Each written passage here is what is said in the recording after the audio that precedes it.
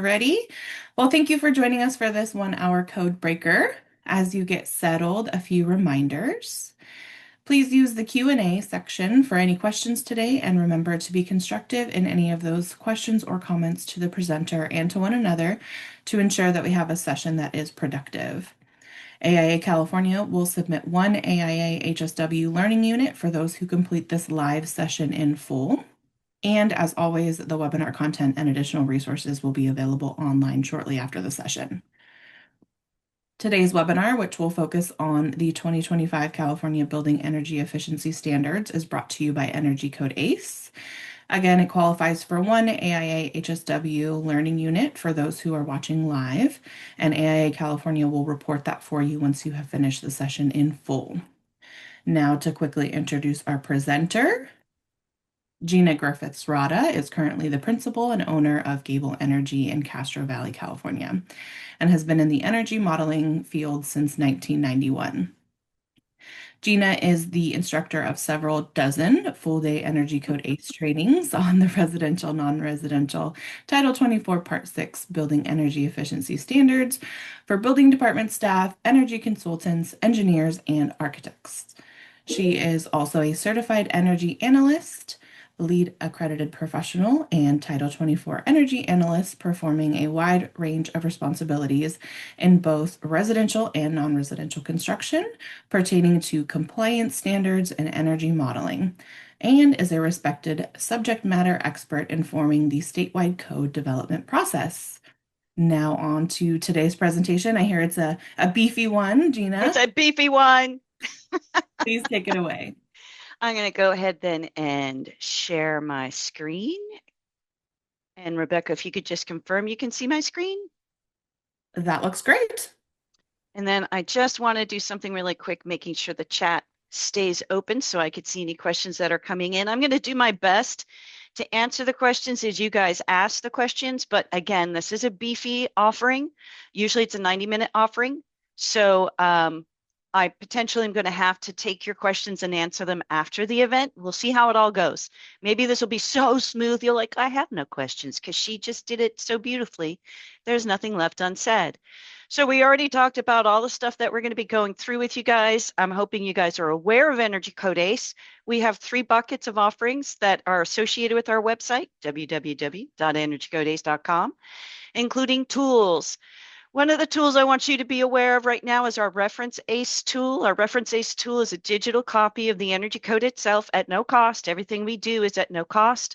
It also soon will include all of the manuals the Energy Commission provides to us that supports the language of the Energy Code. We're still working on that right now. They're pretty beefy. I mean, the Energy Code itself is about, I think it's 2,200 pages long. Oof. When you consider we started, it was 25 pages long. We have grown in the last many years since the code went into effect in 1978. But then there's also the non-residential manual, the multifamily manual, the single-family manual. There's the ACM manuals that are all about the rules underneath the performance software that we use. I also want to point out Q&As. This is a curated list of questions that have been asked by the industry and answers that have also been reviewed and approved by the Energy Commission. But it also allows you a portal to use our help desk in which we're there to answer your questions. We usually take between 24 and 48 hours to answer your question. And you get subject matter experts like myself answering those questions. I'm going to be telling you about some other training offerings that can help you explore this further towards the end of my presentation. And we are in the process of updating all our fact sheets to the 2025 Energy Code. Quite a big chunk of those have been done already, and I'll be sharing some of my favorite ones with you as we go through this presentation together. Now, one of the things we always have to start with, I don't know how many of you have seen me present before. I've presented for you guys a few times now over the last 10 years, but we always start with this slide. And with this slide, what we're trying to convey is there are mandatory requirements of the Energy Code, and these apply across the board to all climate zones. We have 16 climate zones in California, and the climate of which the building is located will make a difference in how it uses energy, which is then reflected with how the Energy Code applies its requirements. Mandatory measures have a tendency to be the same across all scopes of work. New construction is the least expensive time to integrate energy efficiency, so a new building will always have more stringent requirements than an alteration, which is the most expensive time to integrate energy efficiency. And let's move to prescriptive measures. Now, prescriptive measures are almost always more stringent than the mandatory minimums. And you might be going, well, then why do we have mandatory and prescriptive if prescriptive is more restrictive? Because it allows us the opportunity to use the performance approach, which is an alternative approach to show compliance to the energy code as compared to the prescriptive method. Now, the prescriptive method, you have to meet every single requirement that is triggered due to your design with absolutely no flexibility. No flexibility. If you want flexibility, that's when we utilize the performance approach, which allows us to trade those prescriptive measures, which typically do change based on climate zone. Is it a hot climate zone? Is it a cold climate zone? It will change based on scope of work. New construction will have more stringent requirements than alterations. And the performance approach allows us to trade prescriptive measures down to that minimum mandatory. That's that backstop threshold that has been developed to the energy code to help make sure that we're not trading all of our energy efficiency measures away in one bucket versus another. So occupancies. Historically, the energy code has not supported all occupancies of the building code. We do not support occupancy C, organized campgrounds. I've done a few of those where some of the buildings might be occupancy R, some of them might be occupancy A, but some of them are occupancy C, and the occupancy C buildings are not subject to the energy code. Occupancy I3, correctional facilities, I4, daycare facilities in which people need to be lifted out of the building. They cannot go out under their own power. Those are going to not be subject to the energy code because the ability to have that building burn as slow as possible to give more time to get people out of that building who need help to get out takes precedence. Occupancy L has been exempt to the energy code, but it is being introduced to the energy code for the very first time, January 1st. Now, I don't know if any of you are working in the laboratory arena, but we have had quite a few occupancy B laboratory buildings. And when it's occupancy B, it has been subject to the energy code, and we do have some specific requirements that have supported things like fume hoods and exhaust systems associated with laboratory equipment within occupancy B. What makes this new change impactful, it is the building in its entirety, if it's occupancy L, will be subject to the energy code. And there are some more aggressive requirements associated with mechanical system design that we need to be aware of for our occupancy L buildings. The energy code is going to shift in terms of what requirements you need to comply with starting January 1st. So if you submit for permit before the end of the year, you're subject to the current 2022 code. If you didn't check to see if your building department was open and they're not open, you have to probably redesign for 2025. If you didn't make sure what the hours are of your building department, thinking you're going to get it in before December 31st, I strongly suggest you check those hours now and check the method that the building department might be requiring for you to submit under the current 2022 code. There are some building departments in which you have to make an appointment. And guess what? All the appointments in those building departments are taken already, meaning you have to come in January and meet the 2025 code. Many of the building departments require that you pay all of the permitting fees before they lock you into a code cycle. So do make sure that you are aware of everything that's going to be required of you before you go in for that permit, with you thinking that you're going to only be subject to the 2022 code and you don't have to consider future code. January 1st is not that far away. I used to, at the beginning of the year, I'm like, it's 12 months away. Start thinking about what projects. It's 6 months away. What contracts do you have? It's 2 months away. Now's the time to figure out if you're going to get in before the end of the year. Now it's all about it's potentially a crisis. I just was telling Rebecca before we got in here that I've been getting about 5 emails a day with people going, Gina, I need to get my job in before the end of the year, of which I've said, no, we're full. We are already helping people who came to us a couple months ago, and we are not taking any jobs that need to be done before December 31st of this year. So if you don't have a job in yet, you don't have it all planned to go, you haven't confirmed everything is happening, please make sure you have those conversations with your team. How do we measure compliance to the energy code, that we've met our efficiency metrics? Well, we have all these metrics. They keep seeming to add metrics. We measure what time are we using energy over the course of the day. Is it peak use conditions before 4 and 9 p.m. or not? Is it during the summer where we're using a lot of electricity because of air conditioning? But we're starting to also have peak use conditions now in the winter time with all of the heat pump space heating technology on the grid.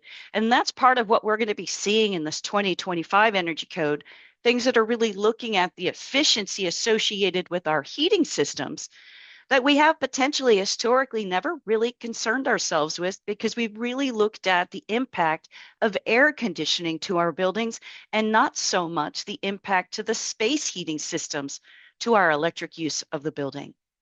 It's also dependent upon where is the building. Is it in that hot climate zone? Is it in that cold climate zone, or a mild climate zone of those 16 climate zones we have?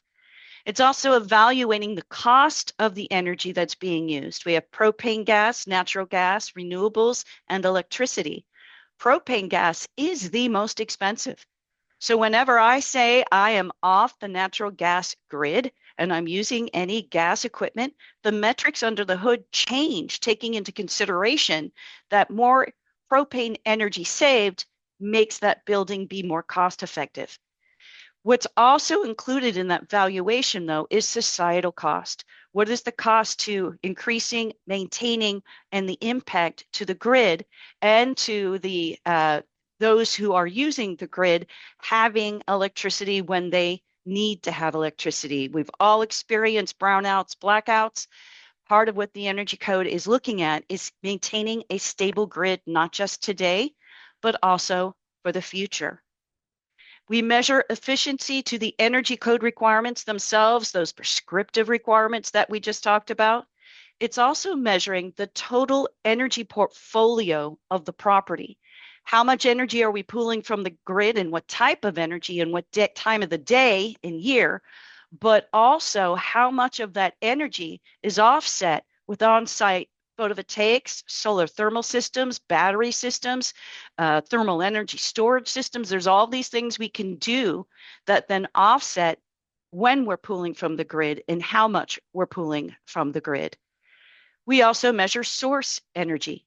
And source energy is going to be about, well, that propane, natural gas, electricity, renewables. Renewables looks great in terms of source energy. Natural gas has a horrible score in terms of that carbon proxy to the issues we have transporting natural gas to the site, and the fact that, yes, we are burning it on site and we have issues with what that does to our environment. Now, the Energy Commission felt that no one understood TDV, so they renamed it to LSC, thinking that made more sense to you guys. So we went from time-dependent valuation to long-term system cost, but it's the same exact thing. And they changed the measurement from a kBTU per square foot to a dollar sign. But I just want to make sure you guys are aware it's a fake dollar sign. It's a societal dollar sign. It is not representing things like a life cycle cost. It's not representing what your energy bill is going to look like. It's a representation of that societal cost associated with that building to the grid. We have to talk about refrigerants when we're talking about where we're going in California. So the California Air Resource Board has put into play for a while now us transferring from certain refrigerants that have a high global warming potential when we're using them or if they're leaking, and moving to refrigerants that have a lower global warming potential. Now, they've done this over time, starting with the 2022 year, and then we had additional equipment that was regulated in 2023. Then they really hit chillers hard in 2024. Then they did everything else except for VRF at the beginning of this last year. What's the new component that's going into place January 1st is variable refrigerant flow systems. So I don't know how many of you use variable refrigerant flow systems. I don't know if I have reactions in this particular setup. Uh, it just doesn't like the presenter seeing any of that fun stuff. But variable refrigerant flow systems are very popular systems for office buildings. I also see them for some multifamily buildings. I see them for high-end hotel motel buildings. And the issue with variable refrigerant flow is we have outdoor systems that are serving multiple indoor systems. And we have a web of refrigerant piping surrounding our entire building. Well, one of the issues with these lower global warming potential refrigerants is they are more flammable. They need potentially different fire suppression systems. You will need to be checking with your local fire marshal to see what requirements they are going to be in place for these new refrigerants. And we need ventilation for areas in which if there's any leakage, how do we quickly get those refrigerants out of the building so that we can support health and safety? So that's why they held off on variable refrigerant flow because it's such a big impact. And these refrigerants are not as efficient as the old refrigerants. So the efficiency associated with our mechanical equipment had to adjust to help support these new refrigerants. Now, be aware any local air resource management district might have more stringent requirements than the CARB board, such as the South Coast air quality, such as the Bay Area air quality. They have more stringent requirements. So you are going to have to be aware not only what's happening at the state level, but what also is happening at a local level when we're talking about especially gas equipment and the refrigerants used for our heat pump and air conditioning systems. So I have a question for you guys. If you wouldn't mind putting it into the chat, which of these occupancies is subject to the energy code for the very first time starting January 1st? What occupancy are we seeing for the first time? Excellent. Kimberly, all of you have got it. That is occupancy L, that is D, laboratories are subject to the energy code for the very first time. Which energy efficiency metric is going to be used for our non-residential buildings when we use the performance approach with this NUCS code cycle? Is it going to be EDR, TDV, LSC, LCC? Jennifer is like hitting it hard, guys. She's like, here, I'm here. But I want you guys to be aware it is not LCC. It's not life cycle cost. It's a completely different beast. It is long-term system cost. That's why I hate this new word, this new name, because it really acts and quacks and seems like it's life cycle cost, but it's not. It's a completely different metric and it's used in a completely different fashion. Let's dive into envelope. So mandatory requirements, you can't get out of it. There's very, very little wiggle room. You cannot use the performance approach for an alternative approach. This is big. Vertical fenestration, that's going to be my windows, my glass doors, have a new maximum U factor of 0.47.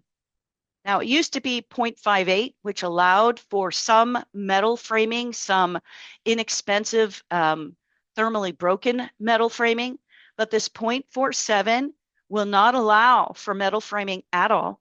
And it will have to be a really high-end thermally broken metal framing product to meet this 0.47, though it can be easily achieved with any fiberglass, vinyl, or wood framing products. So this is really going to affect, in my opinion, my curtain wall and storefront systems and potentially my doors. Now we have the ability to use default factors, but the issue with this is these default factors are nowhere near this new maximum U factor, meaning default cannot be used anymore.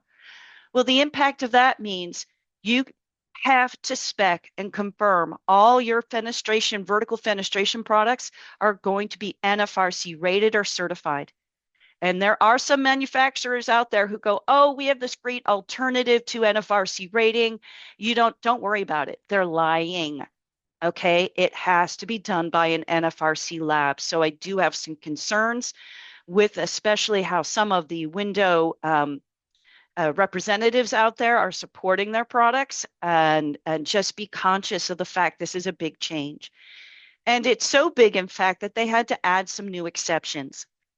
If the building is in a fire or a high fire, I can do this, a high hazard zone or in a WUI district, wildlife urban interface, this new mandatory U factor is exempt because we need more metal in those windows so that they are more sustainable if we have any sort of with in terms of resiliency, if there are any wildfires, and hence that U factor will not be applicable to those areas of California.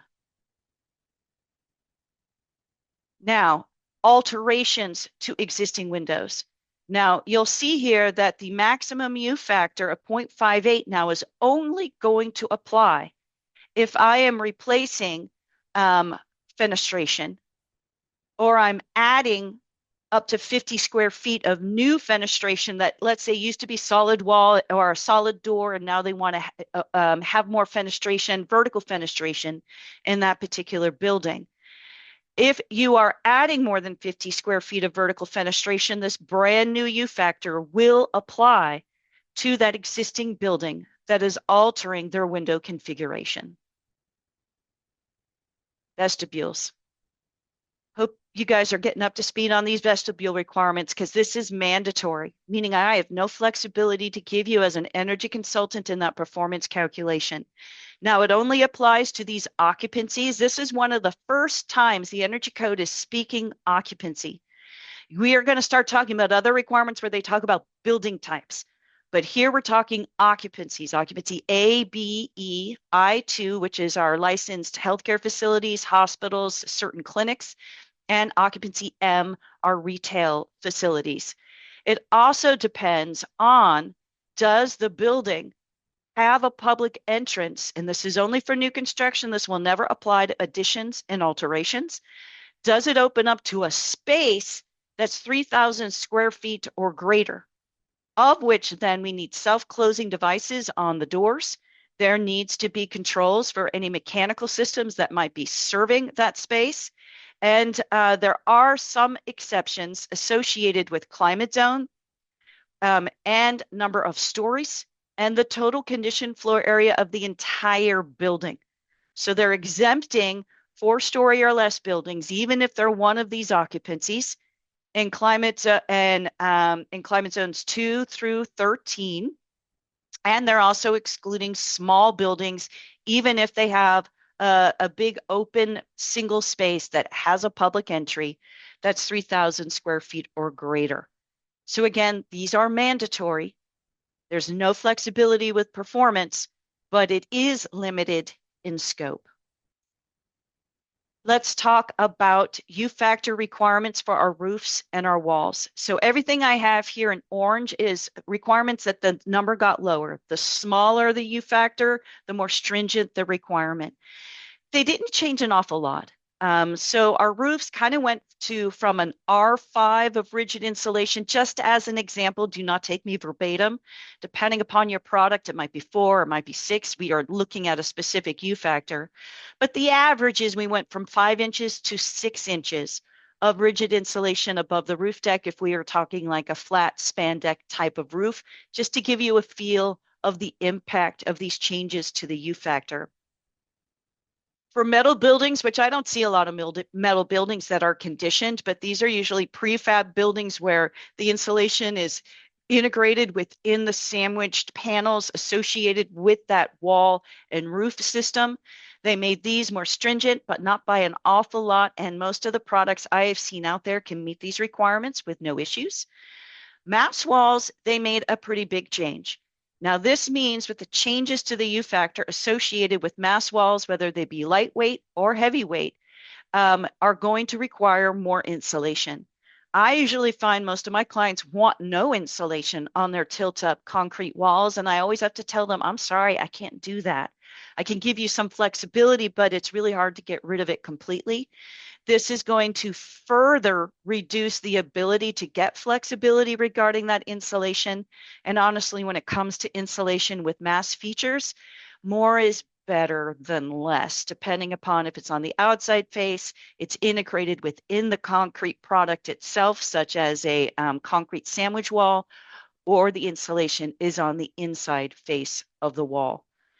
They did change the U factor requirements for all other walls that aren't listed already. So that's going to be wood framed walls. It's going to be SIP walls.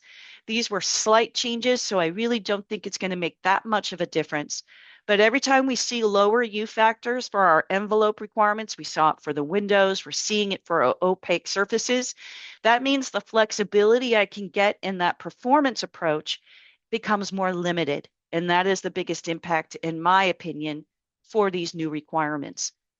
So, did you guys see what wall types didn't change at all? What wall types do we see a lot in commercial projects that we didn't see any changes to the U factor? Is that wood framed? Is that metal framed? Alexa, you have got it. That is those metal framed walls. For the last 3 code cycles, they have hit metal framed walls hard. This is the first code cycle in years that they did not make changes to metal frames. You'll see here metal frames stayed exactly the same. It's not in orange, though all the other wall types did get more stringent in terms of their U factor. A school is adding a West Hall to, and it's going to have its own entrance to a volume of space that's over 3,000 square feet. Do they need to meet the new mandatory vestibule requirements? What do you guys think? I'm adding a new hall to an existing building. It has an entry that's more than to a space. It's more, yeah, no, because that's an addition. And these new requirements do not apply to additions. They only apply to new construction. And it does depend on climate zone and size of building and number of stories and many other things that we're going to want to look at to determine if vestibules will apply. Now let's shift to mechanical because this is where the majority of the changes happen for our commercial buildings. One of the things to be aware of is the 3 entities, honestly, that dictate efficiency of our appliances in California. We have the building code itself, of which Part 6 does dictate efficiency requirements for mechanical equipment, but only for mechanical systems that are not already regulated by the Department of Energy. States cannot preempt federal requirements when it comes to appliance efficiency. And if the DOE has requirements, California can't go there. And how the DOE requirements are brought into California is through Title 20, our appliance regulations.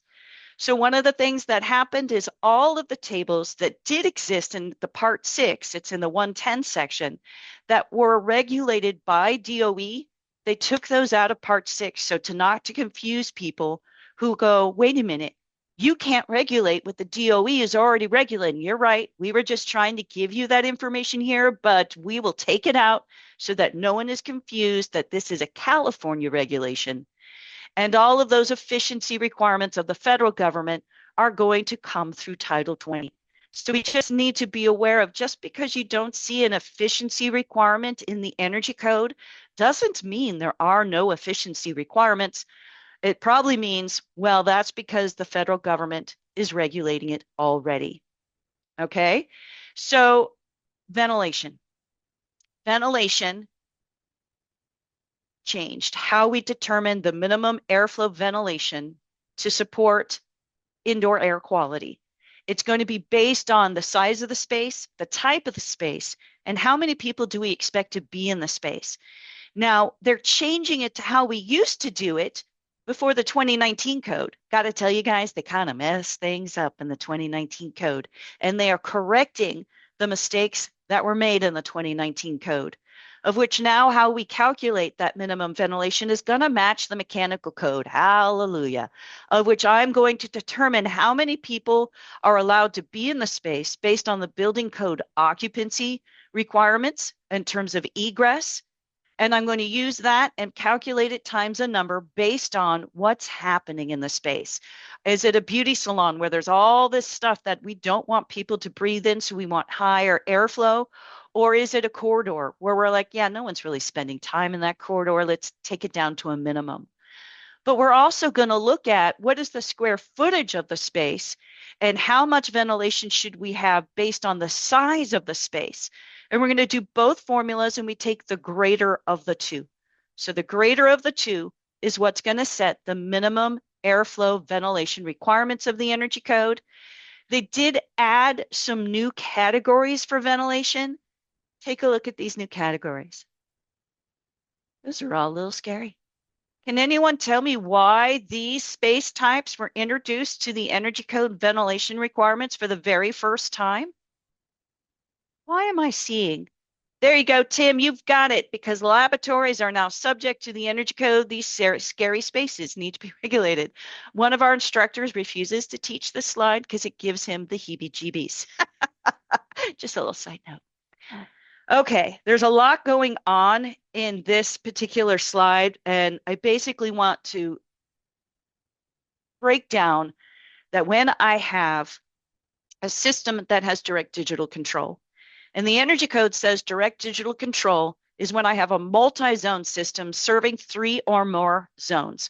So this is all about multi-zone systems where there's a lot of moving parts going on, and I want to make sure that things are being controlled appropriately. Now, they're actually not changing the controls requirements of how they need to function in the energy code. But what they have realized is that a lot of times the manufacturers send out their controls and their default settings, and they have to get programmed on site. And typically we need to bring a representative from that control manufacturer to help support that effort. And a lot of times that's not happening. So we're putting in these complicated controls that are not actually programmed to work correctly. So Title 24 Part 6 is taking a guideline, which is just a recommendation, it's not a code requirement, developed by ASHRAE. It's ASHRAE Guideline 36 that says, hey, here's the protocol of how the manufacturers need to support these requirements and that they need to be pre-done before they're sent out to the site. And that library of controls that are programmed to ASHRAE Guideline 36 need to be certified to the Energy Commission as meeting not just the ASHRAE Guideline 36 requirements, but also how do we want those controls to work here in California. And this is going to touch on our VAV systems, our economizers when they are being served by a direct digital control system, our supply air temperature reset, and then the actual controller logic system itself for the direct digital control will have to be certified as meeting the ASHRAE Guideline 36 requirements. So this is going to be about how we're going to develop our specifications and how you might want to talk to your mechanical engineers, if I don't have my mechanical engineers in the room with me right now, about how this needs to be built into the design, into the specs, and into the submittal review process associated with our mechanical systems. This is another biggie. Now, current code says that for certain building types and for certain size equipment, that is a DX piece of equipment, a direct expansion system, you're to use heat pump.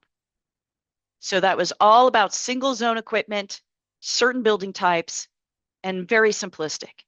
What they've introduced for this code cycle is requiring heat pump technology for multi-zone systems. And this was the hottest contentious of all the requirements that was proposed for 2025. Any of you want to see code action that's exciting, just like a soap opera? Go and read some of the transcripts of some of the meetings to this particular set of requirements. Now, the thing to be aware of, this only applies to an office building or a school building. It's not all building types. It's only office or school. And you notice we're not talking occupancy like we did in vestibules. We're talking building types, okay? Of which then we need to read the definition of these building types in the definition section of the energy code to truly understand what of your projects will be subject to these requirements. It's also only going to apply to an office or school building that's 150,000 square feet of conditioned floor area or less. If it's bigger than that, then these requirements don't apply. They weren't able to show cost effectiveness for larger systems serving larger buildings. It also is based on number of stories associated with the building. If it is a 6-story building, I don't care the square footage, it will not have to meet these requirements. And an office building will have to meet these requirements if it meets the sizing and the number of stories for all climate zones. But schools will not have to meet these requirements. I don't care the size of the building. And climate zones 6 and 7, just because they're so mild, these buildings aren't used all year round, they weren't able to show cost effectiveness. And I can use any of these options, or depending upon what I was going to be using, hey, Gina, we're going to use a VRF system. Okay, great. I need you to be aware of the new, more stringent requirements associated with VRF systems in which they're increasing the stringency regarding indoor fan energy. That is where a lot of our energy is lost, is in terms of the fan energy that is pushing, pulling, and moving the air around the building. Dedicated outside air systems, which is very, very common with VRF systems, have to meet a new set of requirements specific to multi-zone systems. And it is also regulating that a refrigerant loop heat recovery feature be integrated into this system type. So not all VRF systems are going to meet these prescriptive requirements. If I want to use a 4-pipe fan coil system, which is very common with hotel motel buildings, well, and then hotel motel isn't in here. So I've seen them with office buildings. I see VAV a lot more often, but they put it out there, hey, if you want a 4-pipe fan coil system, what we're going to do is we're going to pull out of that design the gas boiler that is serving as the space heating mechanism to all of my terminal units that I am piping my cold and hot liquid to, and I'm going to replace that with an air to water heat pump system. But they use more electricity. So to make it efficient, we are also going to dictate these more stringent fan energy requirements, the special set of dedicated outside air systems, and that they're clarifying, hey, and when we say air to water heat pump, we're not saying your building has an air to water heat pump system. We're saying you're using it to support the supply heating hot water aspect of this 4-pipe fan coil system. Now, VAV is where all the contention happened. And you always know there were lots of issues. The more you see all these alternative ways you have to look at the requirements, different climate zones, different aspects, depending upon where it is, this is when you know they had a hard time showing cost effectiveness. Now, the whole point behind this is to pull out of that design that gas water heater that is serving as the heating system and replacing it with an air to water heat pump system. Makes sense. But additional requirements needed to happen regarding the terminal heating capacities of all of my boxes that are associated with this design, heat recovery, and again, they did decide on increased fan efficiency depending upon the climate zone and the building type. Dual fan, dual duct. I have not seen one of those since I was in my 20s, but they put that out there as, hey, if you're using dual fan, dual duct, do be aware that we are going to have heat pump requirements associated with those systems also. And they threw in their other, where they went, hey, we're going to come up with more things during this code cycle to support more flexibility. We're not sure how that's really going to work with the passage of AB 130 in terms of them potentially wanting to increase the amount of building types that are subject to these requirements. They can make changes associated with our non-residential occupancy, so we might be seeing that. I personally go, go performance if you want more flexibility, but it'll be interesting to see what else gets introduced throughout this code cycle by the Energy Commission as alternative options to these requirements. Cooling tower fan efficiency. So the more efficient a cooling tower is, the heavier and bigger it is. The two are related. And these requirements increased enough that they are that much bigger and heavier, in which they had to add these exceptions associated with altering existing cooling towers. That if that existing cooling tower is inside an existing building and you're replacing it, you don't have to meet these efficiency requirements. If that existing cooling tower is on a roof, you don't have to meet these requirements because those buildings potentially don't have the space or the structural integrity to support these bigger and heavier cooling towers associated with these new efficiency requirements. Mechanical heat recovery. I found this one the most difficult to understand because all it is a formula.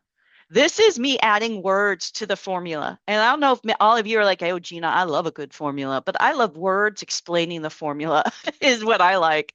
This is all about simultaneous mechanical heat recovery. We already have exhaust air heat recovery requirements in our energy code. That was introduced in this current 2022 code. This is about, hey, you have high cooling loads of at least 200 tons or more, serving specifically high load spaces, which has a design power density of greater than 5 watts per square foot and minimum outdoor airflow of less than a half.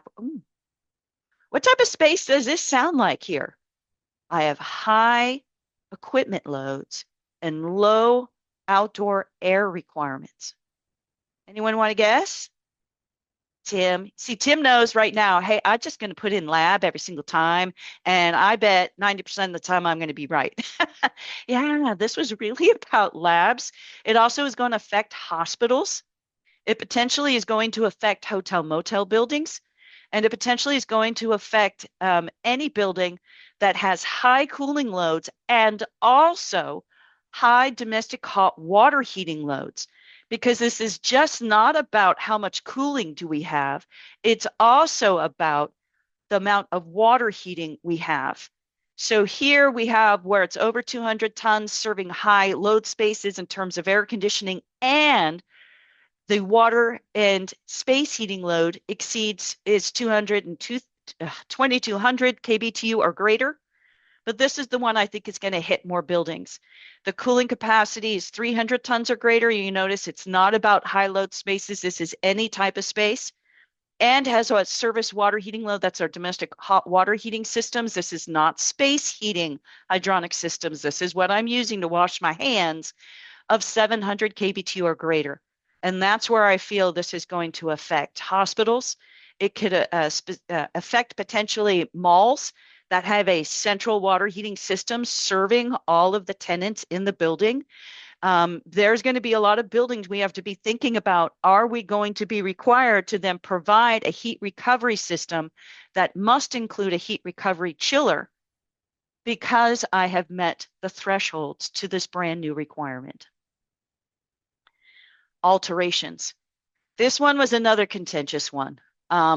If I am replacing a single zone rooftop package piece of equipment, this is that box that's up there on the roof, that is 65,000 BTUH of cooling or less than 65,000 BTUH of cooling, that's about a 5-ton piece of equipment or less, replacing it for a retail, grocery, school, office, financial institution, or library, depending upon the climate zone of those different building types, I'm going to replace that rooftop package system with a system that's not using gas heating, it's using heat pump.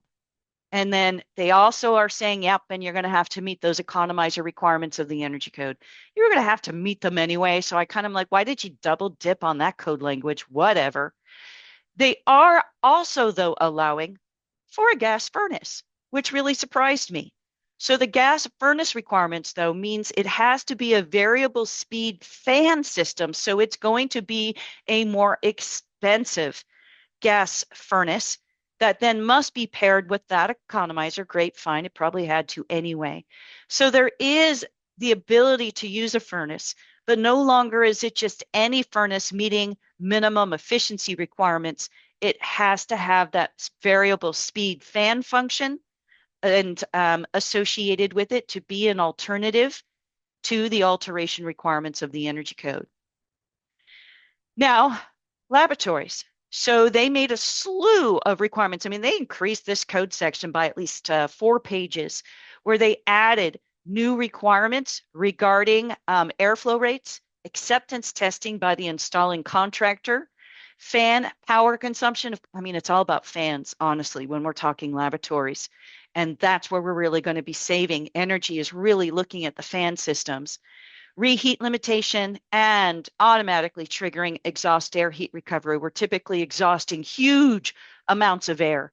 And I want to scrub from that exhaust air any heating and cooling energy that I can then transfer to the huge amount of supply air that is coming into my buildings to replace the amount of exhaust air that is leaving my laboratory building. There are exceptions for healthcare facilities, and then there are some more tighter exceptions associated with various features associated with laboratories that it would take us the rest of the day to go through. So if you work with laboratory spaces, you're going to want to get up to speed on these requirements. And for those of you who like using the performance approach for your laboratory buildings, be aware that in the performance approach, there is an equipment type that is determined by the Energy Commission to be the type of system you're always going to be compared to when we hit the calculate button. And they are pretty much dictating that you're going to be compared to a high efficient, well-designed VAV system, that if you were not planning to go that route, you're going to keep trying to use the performance approach, and you're going to keep getting penalties, and you're going to wonder what the heck is going on. Just remember that performance approach is going to have baseline equipment assumptions that you need to be aware of, that's written in under the hood. It doesn't get listed in Title 24 Part 6. It's listed in the ACM. Just so you guys are aware, Rebecca is providing requirements associated with CalGreen in the chat. AIA California plans on getting their checklist released as soon as possible for the 2025 code, but it might not be till the beginning of January. Though that is something that they are working on diligently. Rebecca was telling me all about that in the lobby, and do be aware that they're trying to get that out to you as quickly as possible. The new EV charging requirements of the 2025 CalGreen requirements are incredibly impactful, and they have made the requirements for embodied carbon more stringent, in which the trigger will be 50,000 square feet, whether it's an office building or whether it is a school building. Electric readiness requirements for commercial kitchens. This is another big change. When we have new kitchens and they plan on putting any amount of gas equipment, I don't care if it's one little gas wok, I don't care, and it's a quick service kitchen, that's a kitchen that is serving a restaurant that does not bring the food to the table. So think McDonald's. Or an institutional kitchen, such as we'll see in hospitals, we see in schools, of which it's a kitchen that is sending out food to various locations, and or again, it is not serving the food to the people via wait staff. If there's even one piece of gas equipment for that new quick service or institutional kitchen, this does not affect a lot of our restaurants in which the food's brought to the table, by the way. So understanding the definition of quick service and institution is important, and understanding these new requirements. We will have to put in the infrastructure for a future all-electric kitchen, and it's not going to take into consideration you only had one piece of gas equipment. The only exception to these requirements is that the kitchen is already all electric, or it is serving a healthcare facility. There are some new pipe insulation requirements for covered process. To me, these are not biggie. It might require we have a little bit more infrastructure to support our hot water piping associated with process loads. Otherwise, honestly, it's not a big deal. Just knowing process equipment is now subject to the pipe insulation requirements of the Energy Code. I don't know if any of you do controlled environment horticulture spaces. I've done quite a few of these in my career. We already do regulate these facilities in terms of the grow light efficiency and the envelope requirements. They are not changing the envelope requirements at all associated with indoor grow or conditioned greenhouses, but they are increasing the efficiency associated with the grow lights that can be found in those facilities. This is for new facilities and also if I'm altering or replacing the existing grow light system in these facilities. So I have a grocery store in San Jose that's climate zone 4. It's on the mild side, though they do get some air conditioning. That's replacing a 3-ton packaged gas piece of equipment with a similar piece of equipment.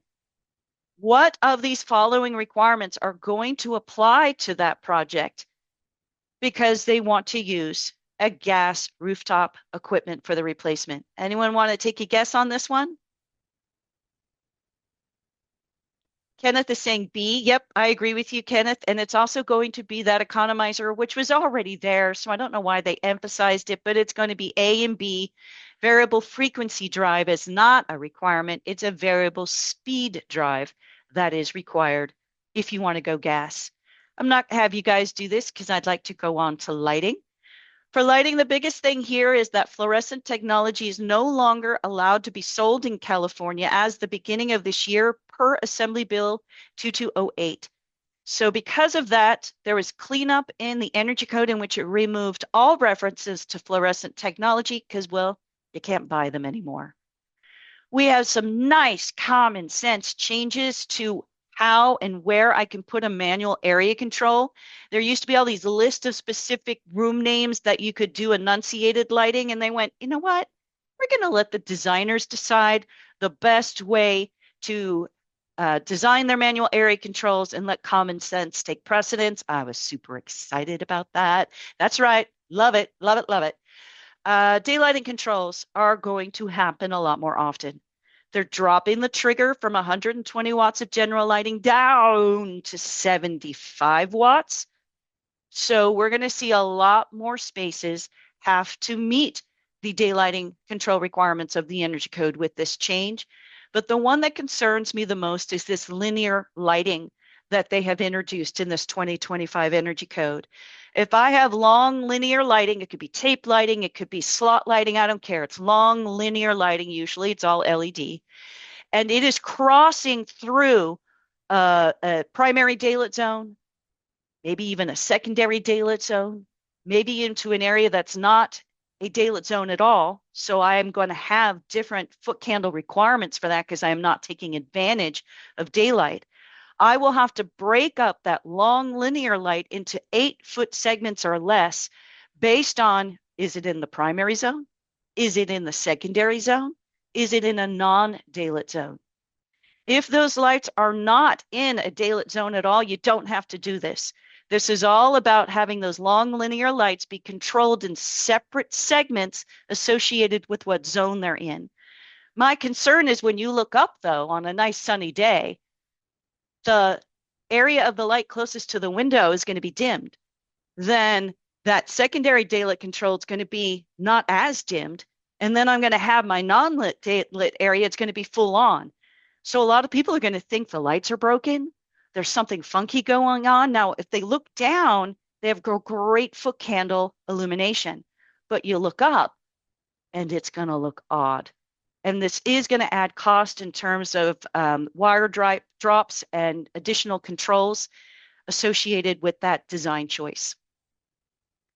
The tailored approach, which is it's one of my favorite approaches, allows a lot of flexibility with different layers of light associated with the space, such as a museum, such as a retail store. There are many spaces and lobbies. I have layers of light that are part of the design of the space. Now, they removed it as a compliance method, but they moved all the wattage allowances to the area category approach. So I want you guys to know that you didn't lose these wattage allowances. They just moved it to another part of the code. Signs, fluorescent is no longer an option for illuminated signs, whatever. You can't buy them anyway. So that's not a big deal. I'm not going to have you guys do that because I'd like to finish up the last 6 minutes with PV and battery because there are some big changes for PV and battery. So we have 2 ways we calculate the minimum PV requirements. We either, 1, multiply the conditioned floor area of the specific building type times a factor based on that building type and climate zone. Or I'm going to look at the roof area and I'm going to go, well, do I even have enough roof area to support this PV system? And anyone who stops and only does one formula is doing your project harm. We need to do both formulas, okay? We need to look at that conditioned floor area and we need to look at viable roof area. Because a lot of times with my tall, skinny buildings, I have a lot of floor area, but I have this little teeny roof. And the Sarah approach is going to make more sense.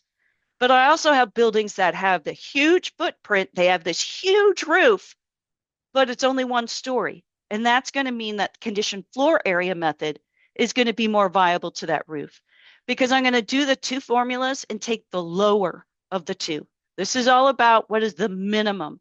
I'm not looking at the maximum. I'm looking at the minimum requirement. Now for the current solar access roof area, that's all about the roof. I multiplied all of the viable roof areas by 14 watts. They're shifting that for the next code cycle in which now that 14 watts is only going to be used for flat roofs, low sloped roofs that have a pitch less than 2/12. And I'm going to multiply steep sloped roofs. That's a pitch of roof that is 2/12 or greater by 18 watts, though I am not going to be including any north facing roof in that steep sloped formula. Now, not only then, so that's an increase in PVKW because I went from 14 to 18 for my sloped roofs. Here is by the floor area. So if I have a restaurant, look at those big numbers. Everything in bold are numbers that changed. And in fact, we have this chart to help you understand how big a change did we get. And restaurants to me seems crazy because the majority of our restaurants do not have to meet the electric readiness requirements of the energy code. What am I using all this electricity for? This is huge. It's a huge change. There was a large change for events and exhibits, which is a new name they introduced in this code cycle. They also renamed our churches to religious worship, and they changed our gym designation to sports and recreation that includes more building types in those descriptions. So PV is going to be required for more building types. And again, we don't talk occupancy in the PV battery sections of the code. We talk building types. They changed some of those building types and they definitely changed the PV sizing. They also changed some of the exceptions in which if it's a multi-tenant building, which is going to be like a strip mall that has multiple tenants, it might be an office multi-tenant building, could be a multi-family building, that there are some new requirements associated with the exception that used to be called VNEM, Virtual Net Energy Metering. All the utilities are getting rid of those programs, so they had to try and come up with a description of what the utilities are thinking about going to and trying to make sure they are supporting how the utilities are changing their virtual metering programs here in California. Battery storage. We have the same exact building types we have for PV, and if I'm exempt to PV, I am also exempt to battery. They have changed all of these values in this table in addition to those changes to the building types. So the required battery sizing did get bigger. And then also they changed the formula to allow me to consider which method I used for PV, which this is great. Before, it didn't matter if I was using the Sarah method and I had a really small PV system. The formula still made me base my battery on the floor area, which is not the intent of these requirements. So this is a great change. They did not make any major changes to the exceptions associated with battery. And I want to bring this home and thank you guys for having me here. We have additional What's New. You can attend on December 18th and 19th. We have our What's New for non-residential in one offering, all residential buildings in a different one. They usually run about an hour and a half to 2 hours long, so it's not much time. We have a series of fact sheets that are just about what's new. And of course, I would love to be able to answer your questions. If you have any questions, we have a lot that are pre-populated in our Q&A tool. But everywhere on our website, we have this little question button. And if you hit that and you say it's a commercial or a non-residential building, you'll get me answering your questions. If it's residential, you'll either get me or Brian Selby or some other people who are great subject matter experts associated with the code. Whew, Rebecca, you want to come on in and wrap this sucker up?